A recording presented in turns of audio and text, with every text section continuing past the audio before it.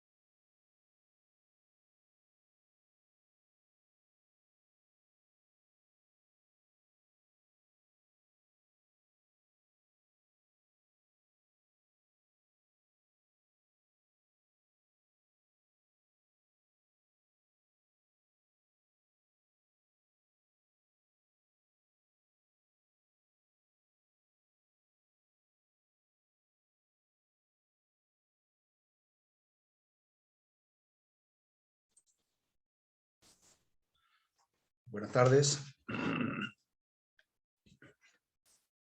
Buenas tardes. Buenas tardes. Hola Juan, ¿cómo estamos? Bien, todo bien, vos. Ahí acomodando un poco.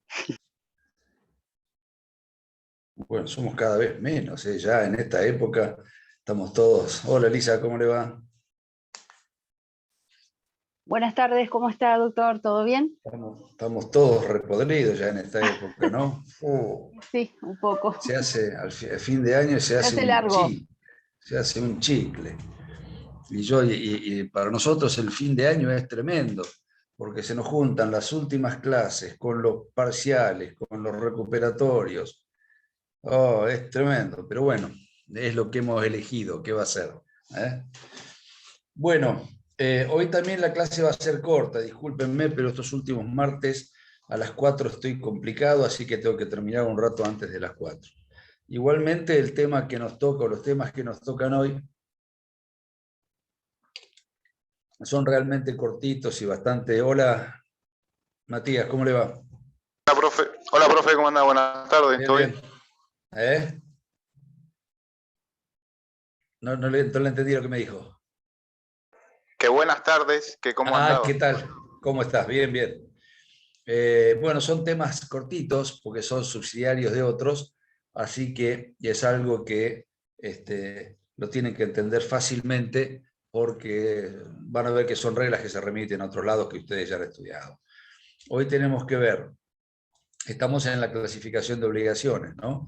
Y hoy nos toca ver, según el cronograma, las obligaciones de género limitado, las disyuntivas y las principales y accesorias. Respecto de las obligaciones de género limitado, que no los veo, ahí los tengo. Respecto de las obligaciones de género limitado, estas, como ustedes verán, en el código, en la metodología del código, no son una clasificación autónoma, sino que forman parte de las obligaciones alternativas. ¿Qué diferencia? Vamos a ver ahora cuando leamos el artículo 785, que es el único que se refiere a esta clase de obligaciones. ¿Qué tienen en común con las alternativas? En que es una obligación de prestación indeterminada y donde el deudor debe elegir una de entre varias prestaciones. ¿En qué se diferencian de las alternativas?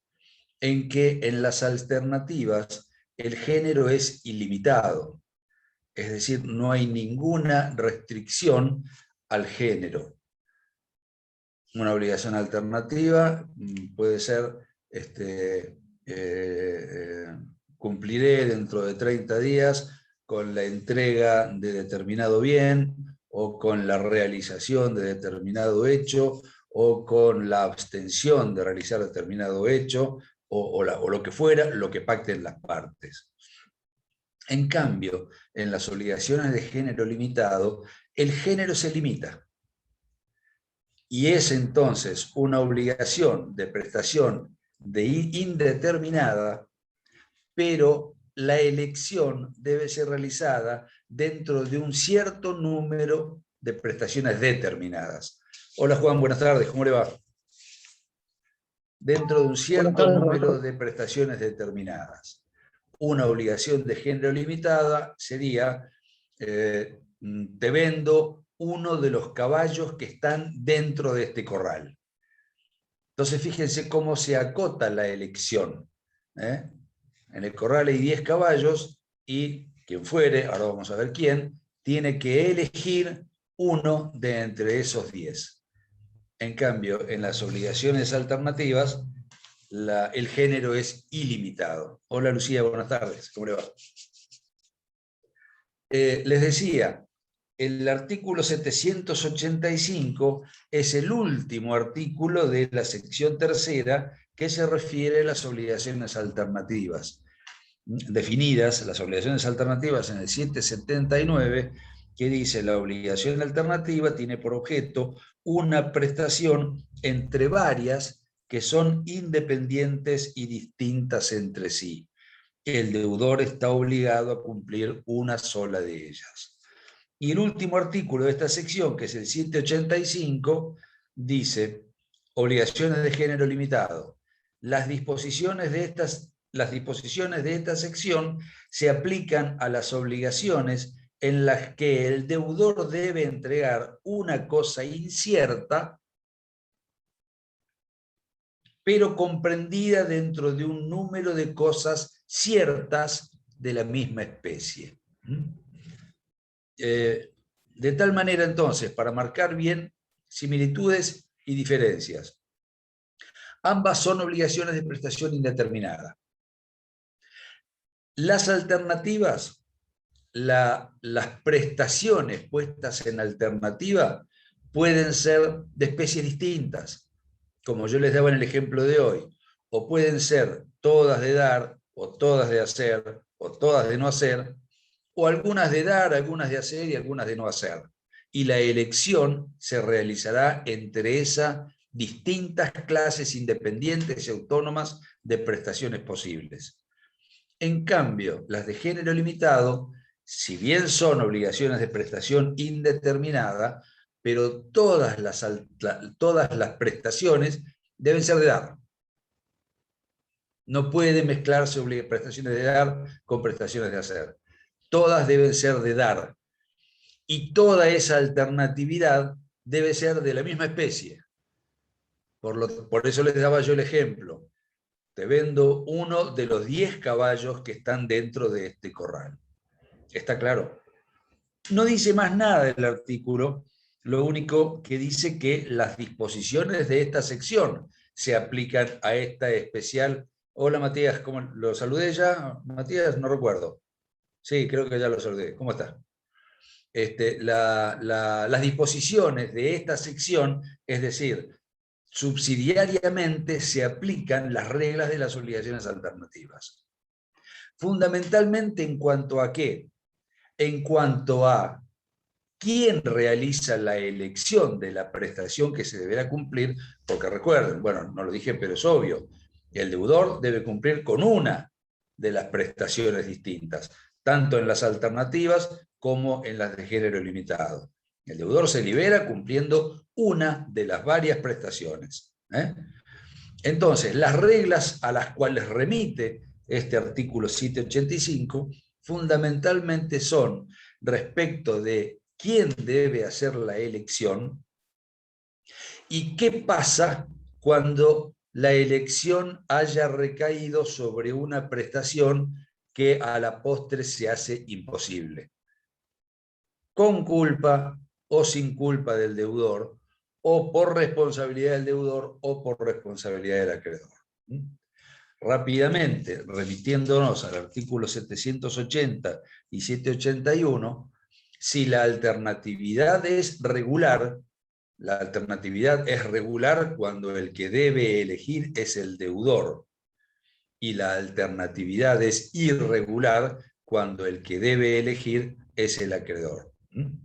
Entonces, si la alternatividad es regular, es decir, que el que debe elegir es el deudor, dice el 780, la opción que corresponda a varias personas, si el grupo de deudores son varios, si hay pluralidad de deudores, para que puedan hacer la elección debe haber unanimidad.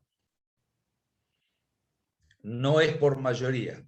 Si son 10 los deudores los que deben elegir respecto de qué prestación será la elegida, los 10 tienen que dar el voto afirmativo. No hay mayorías o minorías. Otra cuestión importante es si esto, por supuesto, y esto lo reitero como en cada caso, como todas estas son normas supletorias de la voluntad de las partes, todo esto es salvo que las partes opten por otra cuestión. Pueden dejar de lado las normas del código y en sus convenios, en sus contratos, disponer una cosa diferente.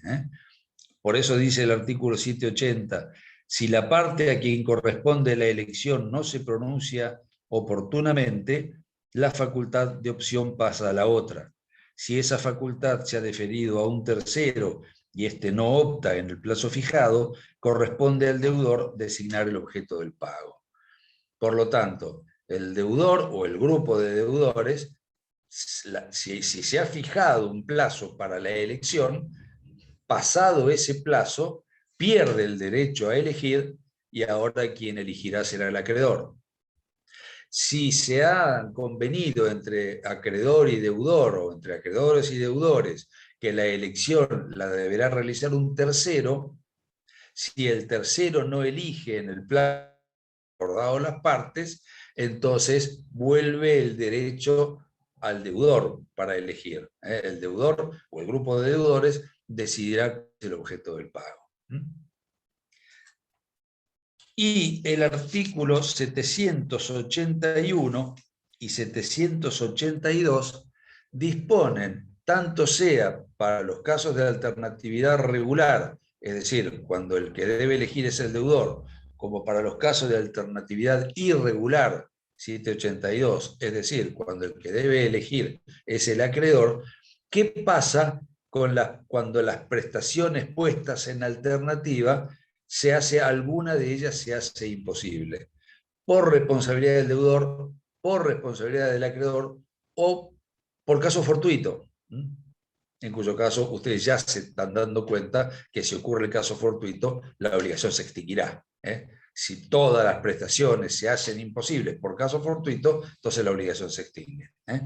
Estos dos artículos, bueno, ustedes cuando han visto las obligaciones alternativas los habrán mirado, los habrán interpretado, por lo tanto lo refrescan, lo leen del código y no vamos a ir caso por caso, porque si no, no vamos a llegar a tiempo. ¿Está? Esto es nada más que lo que ustedes tienen que saber de estas obligaciones de género limitado. No en vano les di un ejemplo campero, digamos, un caballo dentro de los 10 que hay en este establo. Este tipo de obligaciones son muy comunes en los contratos agrarios, los contratos de campo, donde la compraventa de ganado, la compraventa de animales, hace que haya alternatividad entre las prestaciones que el acreedor va a adquirir o el deudor va a vender. Y generalmente, generalmente en la mayoría de los casos, la elección está deferida a un tercero. Imagínense, si yo quiero ir a comprar un caballo y voy a un aras donde venden caballos, yo no entiendo nada iba a decir una mala palabra, yo no entiendo nada de caballos. Por lo tanto, que el dueño del aras me diga, bueno, elegiste el caballo que te vas a llevar dentro de los 10 que hay en este establo, y qué sé yo si voy a elegir bien, porque yo veo un caballo y para mí es 4 patas, grandote, con cabeza grande, pero no sé cuál es mejor que otro. Por lo tanto, bueno, la elección la va a hacer un veterinario de mi confianza, por ejemplo. Y esto es muy común en los contratos donde se compran y venden animales grandes. La segunda clase de obligaciones que tenemos que ver hoy son las obligaciones disyuntivas. Y esto es una innovación del código, dado que esta clasificación no estaba en el código anterior, y estas sí tienen metodológicamente una regulación especial. En el artículo 853, 854 y 855, el código, fíjense, dedica 3 artículos independientes de otras clasificaciones para estas obligaciones disyuntivas. Ojo, no significa que no existieran, porque, reitero, la creatividad de la voluntad de las partes ya las había inventado hace muchos años, lo que no tenían una regulación precisa en la ley. ¿Qué dice el artículo 853? Si la obligación debe ser cumplida por uno de varios sujetos, excepto estipulación en contrario, por supuesto, excepto que las partes convengan algo distinto, el acreedor elige cuál de ellos debe realizar el pago. Fíjense, por eso mi profesor de Derecho de las Obligaciones, en el año 1980 más o menos, cuando yo cursé esta materia, el doctor Pedro Casó, el autor del Tratado de Obligaciones de Casó y Trigo Represas, nos decía, en estas obligaciones disyuntas o disyuntivas, los sujetos, los deudores, más que deudores, son candidatos a deudores. Porque la característica de las obligaciones disyuntivas es que hay un acreedor, si la disyunción es pasiva, hay un acreedor y hay varios deudores, pero no se sabe cuál de ellos va a tener que realizar el pago hasta que el acreedor no indique cuál. Y lo importante es que cuando el acreedor elija qué deudor cumple, solo ese debe cumplir y no los demás. Y ese que cumpla no tiene después ningún derecho para reclamar de los demás. Fíjense la diferencia importantísima que tienen, por ejemplo, con las obligaciones solidarias, donde también hay varios deudores, la solidaridad pasiva, ¿no? Hay varios deudores y un acreedor, y donde el acreedor puede demandar a uno, y ese uno tiene que pagar la totalidad, porque así funciona la solidaridad. Cualquiera de los deudores se libera si paga la totalidad. Pero, hecho el pago, ese deudor que pagó la totalidad tiene acciones para reclamar del resto de los deudores la parte que cada uno de ellos tenga. En cambio, en las disyuntivas no. En las disyuntivas el acreedor elige a Juan para que pague la obligación que tenía con Matías, y Juan se ve obligado a pagar la totalidad. Y después no le va a poder reclamar nada a Matías. Leamos de nuevo el artículo. Si la obligación debe ser cumplida por uno de varios sujetos, excepto estipulación en contrario, el acreedor elige cuál de ellos debe realizar el pago. Mientras el acreedor no demande a uno de los sujetos, cualquiera de ellos tiene derecho a pagar. El que paga no tiene derecho a exigir contribución o reembolso de los otros sujetos obligados. Si hay un pago voluntario, es decir, antes que el acreedor intime o demande, cualquiera de los deudores disyuntos o disyuntivos puede pagarle al acreedor. Pero una vez que el acreedor ha elegido, solo el elegido será el obligado al pago. Y una vez realizado el pago, no nace ninguna acción de reembolso que tenga el deudor que pagó respecto de los demás. Si la disyunción es activa, los principios son exactamente los mismos, pero respecto del acreedor. Dice, si la obligación debe ser cumplida a favor de uno de varios sujetos, excepto estipulación en contrario, el 854, no dije el número del artículo, excepto estipulación en contrario, el deudor elige a cuál de estos realizar el pago. La demanda de uno de los acreedores al deudor no extingue el derecho de éste a pagar a cualquiera de ellos. Fíjense hasta qué punto está la disyunción. Si son varios los acreedores y el deudor, en principio, elige a qué acreedor pagar. Y aunque alguno de los acreedores lo haya demandado, esa demanda no extingue el derecho de pagarle a otro. Y en esto también, nuevamente, se separan estas obligaciones de las solidarias. ¿Recuerdan el principio de prevención en materia de solidaridad activa? Donde si hay varios deudores solidarios, varios acreedores solidarios y un deudor, el deudor en principio tiene la libertad de elegir a qué acreedor le va a pagar, salvo que uno de los acreedores lo haya prevenido, es decir, que lo haya demandado judicialmente, en cuyo caso el deudor le tendrá que pagar solo a ese. Y si le paga a otro, deberá pagar nuevamente al que lo demandó. En cambio, en la disyunción no. Uno de los acreedores demanda al deudor para que le pague y el deudor elige pagarle a otro de los acreedores. Y pagado al otro de los acreedores, no tendrá que volverle a pagar al acreedor que lo demandó. Obviamente, procesalmente, ¿cómo se resuelve esto? un acreedor demanda al deudor para que le pague. El deudor elige pagarle a otro y en el juicio donde es demandado presentará como defensa una excepción de pago total. Dirá, señor juez, esta demanda tiene que frustrarse, tiene que ser rechazada porque yo el pago se lo realicé a otro de los acreedores. ¿Está? Y dice finalmente, el que recibe el pago no está obligado a participarlo a los demás. El acreedor disyunto que recibe el pago no tiene que contribuir con la parte que los otros tengan en la obligación. Y en esto también se separa estas obligaciones disyuntivas de las obligaciones solidarias y solidaridad activa, porque si uno de los acreedores obtiene el pago total del deudor, una vez recibido el pago, tiene que contribuir con los otros acreedores la parte que cada uno de ellos tenga. Recuerden que las partes del grupo interno, tanto de deudores como de acreedores, surgen del artículo 740 o 741, que establece cómo el juez se da cuenta, cuáles son las pautas que debe tener el juez en cuenta para determinar cuál es la cuota de cada uno de los acreedores o deudores. Eso no existe en las obligaciones disyuntivas.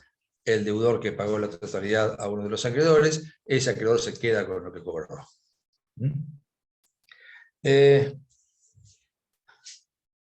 Y el último artículo dice, se aplican subsidiariamente las reglas de las obligaciones simplemente mancomunadas.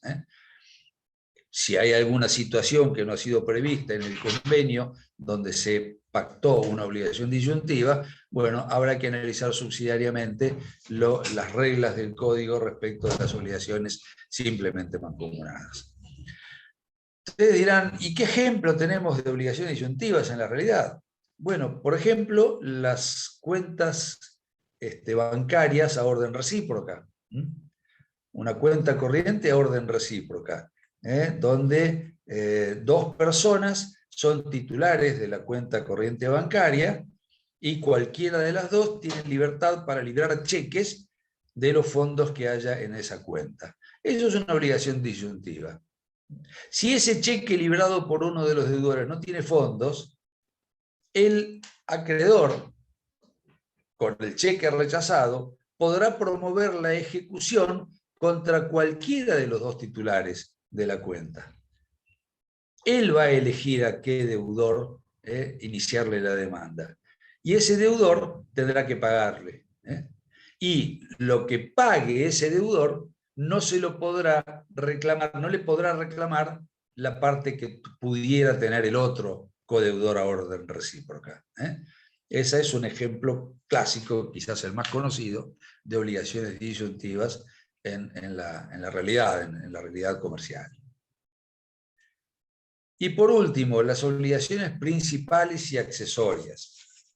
Esto también ya lo hemos visto por otro lado, por ejemplo, cuando vimos las obligaciones con cláusula penal. El artículo 856 nos da la definición, dice, obligaciones principales son aquellas cuya existencia, régimen jurídico, eficacia y desarrollo funcional son autónomos e independientes de cualquier otro vínculo obligacional. Es decir, obligaciones principales es el principio general. Cuando pensamos en una obligación, pensamos en una obligación principal. Su existencia no depende de la existencia de otra obligación. Y la segunda parte del 856 dice, los derechos y obligaciones accesorios a una obligación principal, los derechos y obligaciones son accesorios a una obligación principal cuando dependen de ella en cualquiera de los aspectos precedentemente indicados o cuando resultan esenciales para satisfacer el interés del acreedor. De tal manera, derechos, obligaciones son accesorios cuando su existencia, su validez, su eficacia, etc., dependen de otra obligación que les es principal. Ejemplos, las obligaciones con cláusula penal. La cláusula penal, artículo 790, es una obligación accesoria no se concibe una cláusula penal que no acceda a una obligación principal. La obligación del deudor de pagar los alquileres, la obligación del locatario de pagar los alquileres del 1 al 10 de cada mes. La cláusula siguiente está en la cláusula penal. Si no pagara los alquileres en término, deberá pagar una multa de tantos pesos. No existe la posibilidad de que exista la multa si no existe previamente la obligación de pagar los alquileres y su incumplimiento, que le otorga eficacia, le otorga operatividad a esa cláusula accesoria que es la cláusula penal. Y la cláusula penal entonces es esencial, es importante, porque garantiza al acreedor el cumplimiento de la obligación principal. Como dice la última parte del 856, cuando resultan esenciales para satisfacer el interés del acreedor.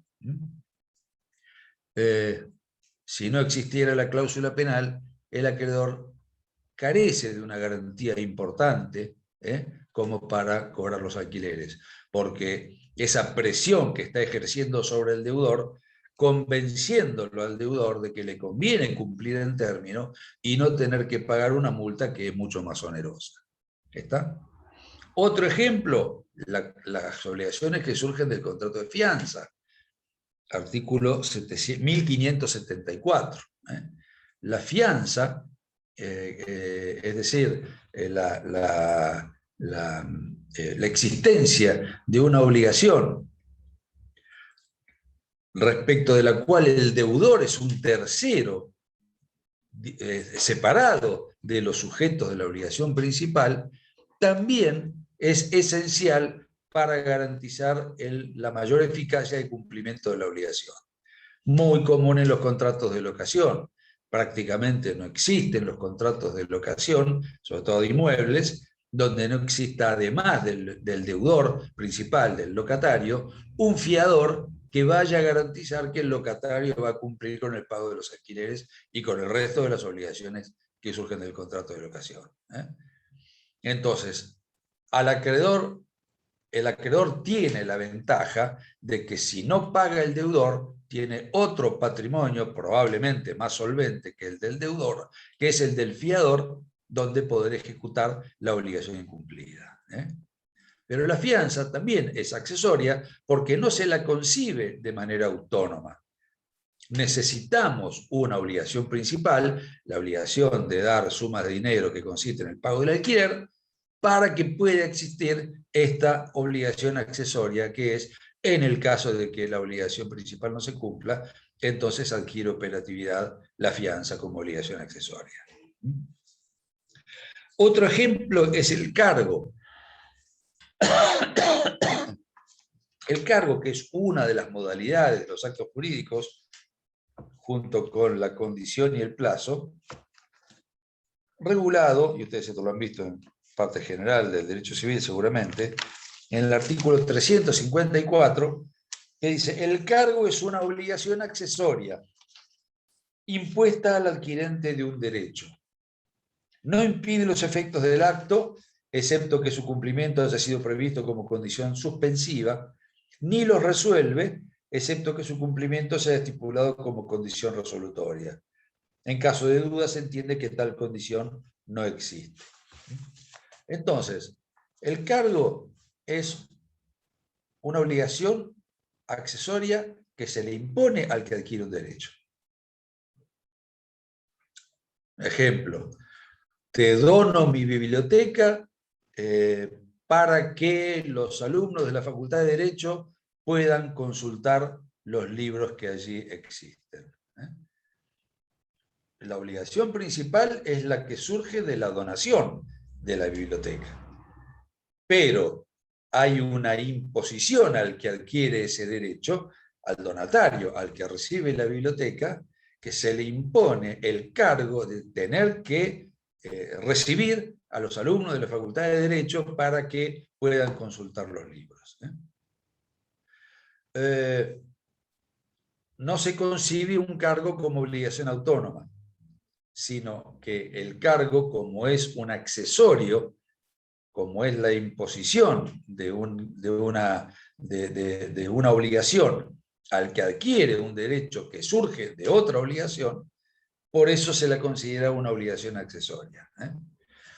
Como corolario del cargo, el incumplimiento del cargo no produce la extinción de la obligación principal, sino que lo que va a producir es la posibilidad, salvo, como dice el artículo, que se haya estipulado ese cargo como condicional.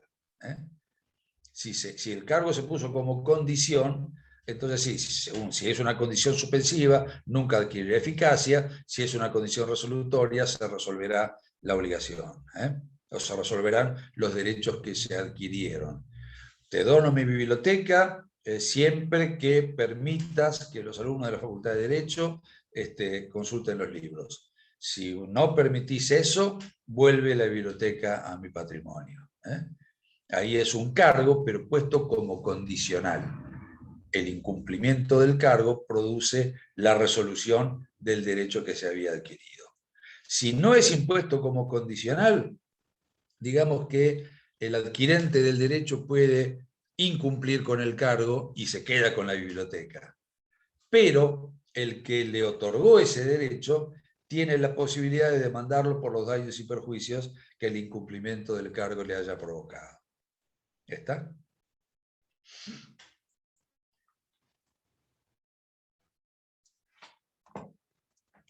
Nada más de estas 3 clases de obligaciones, como ustedes vieron, los perdí, ¿dónde están?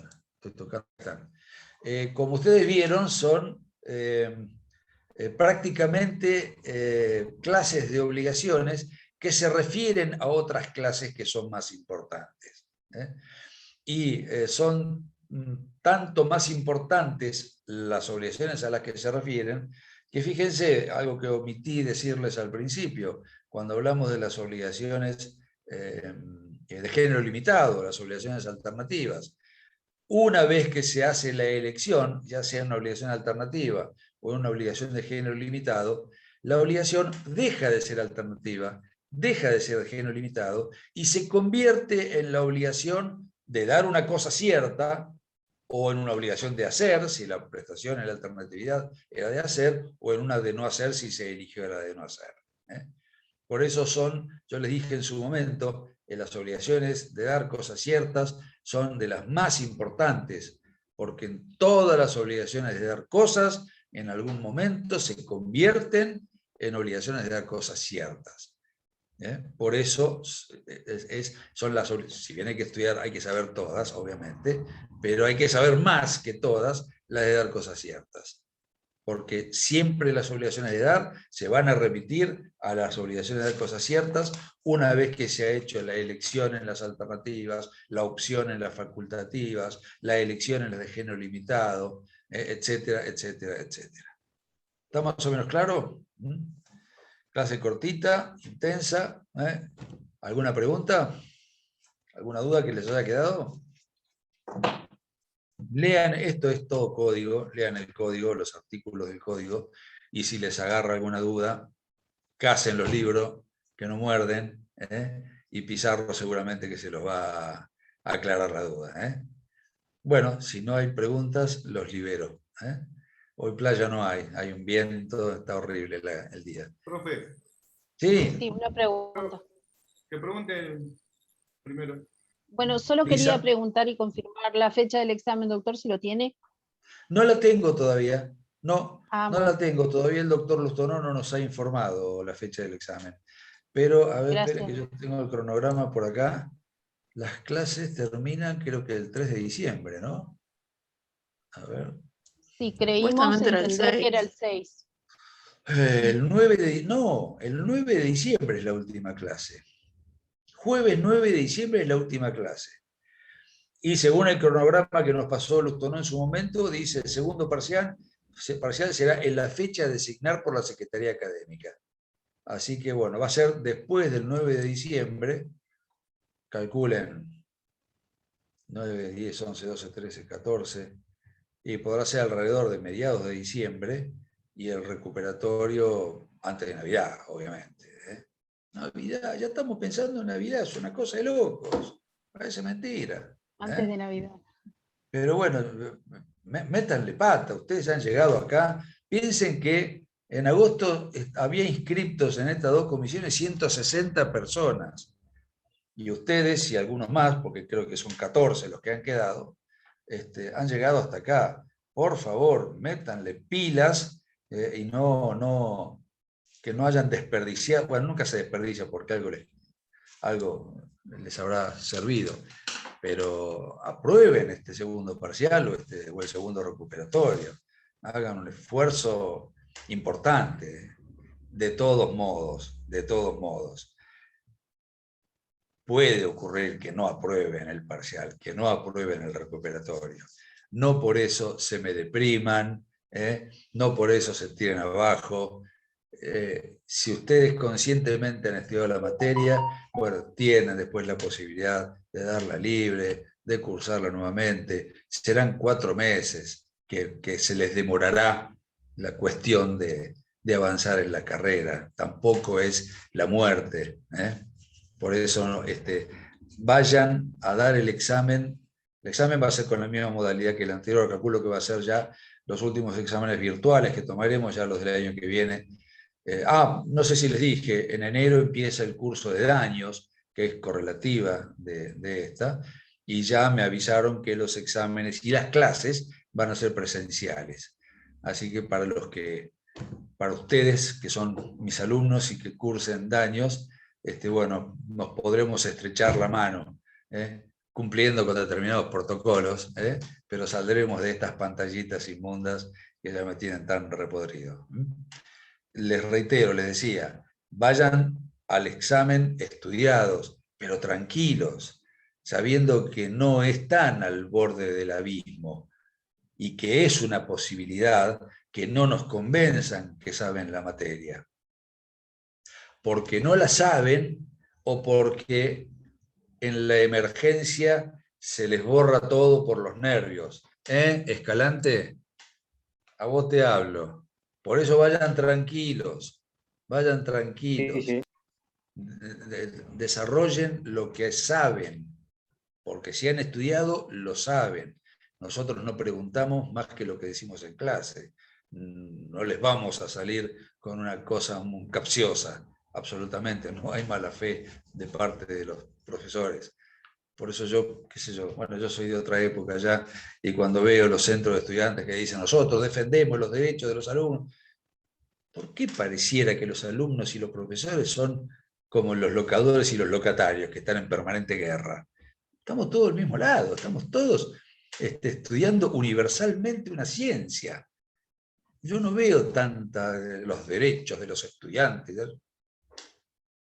Que tenga que existir el centro de estudiantes más canudo, que les sirva porque hacen un trabajo importante, militan y están en la facultad y viven en la facultad prácticamente, pero eso de que salen a defender los derechos de los estudiantes contra la opresión por Dios, me parece un discurso un poco decadente ya, ¿no? Es un discurso muy setentista, y estamos en el 2021, muchachos, tenemos que avanzar un poco. ¿Está? Bueno, después de esta ¿Le puedo hacer una pregunta? Sí. ¿Quién me preguntaba? Juan, adelante. Yo, perdón. ¿Cómo le va? Me siento tan cómodo con Juan porque nos peinamos iguales con Juan. El mismo flequillo tenemos, sí. Dale, decime. En la primera parte era Pau y Mora. En esta segunda, ¿hay algún tema así puntual al cual darle un poco más de importancia? ¿Obligaciones de dar cosas ciertas y algún otro? Mire, yo no quiero que por los temas que yo les pueda comentar ahora, ustedes dejen de estudiar los otros. Pero, por ejemplo, ustedes se darán cuenta, porque vivimos en Argentina, que obligaciones dinerarias lo tienen que saber. Obligaciones en moneda extranjera lo tienen que saber. Porque vivimos en Argentina. Probablemente este tipo de obligaciones en un país con economía estable no sea tan importante. Pero obligaciones dinerarias le asignamos una importancia tremenda. El que no sabe dinerarias no pasa. Obligaciones de dar cosas ciertas lo tienen que saber. Dentro de los medios de extinción, que todavía no hemos empezado, compensación, prescripción, transacción. Son medios de extinción que se ven a diario en la vida profesional o en la magistratura para aquellos que vayan a ser jueces.